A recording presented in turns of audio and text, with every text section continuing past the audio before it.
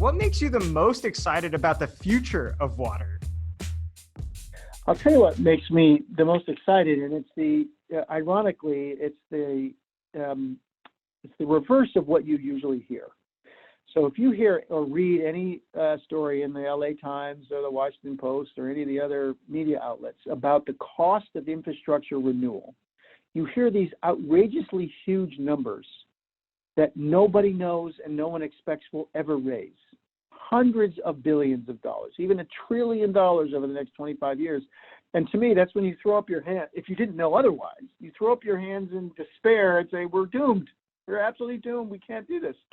The reason that I'm excited about the future of water infrastructure and water delivery is I absolutely believe the tools exist today that can deliver the services that the people of this country and across the world rely on us for at lower cost on operating and capital, that the numbers are wrong.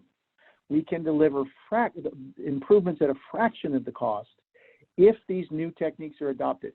And the analogy I use, by the way, it goes all the way back to the first international urban planning conference ever held was in 1897 in New York City.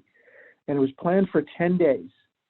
And it disbanded in despair after 3 because the assembled experts in LA, New York, Paris, Tokyo, London, all these huge cities that sent representatives could not solve the biggest problem of the day in 1897. You know what that was? Can you guess what that was?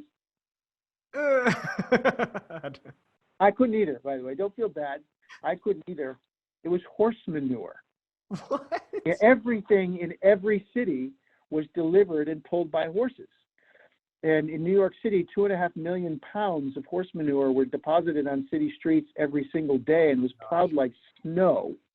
That's why there's stoops in New York City, was to get people up and out of the horse manure.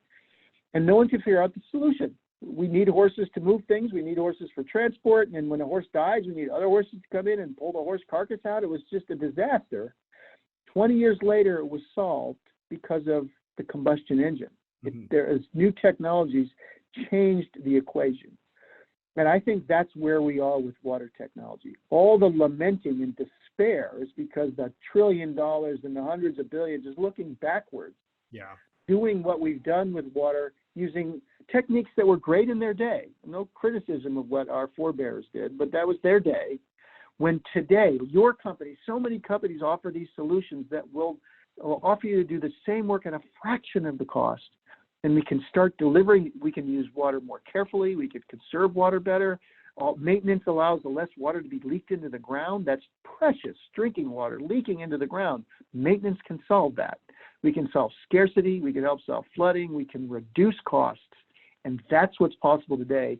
And that is something to be fired up about. That's awesome. I'm excited too, George.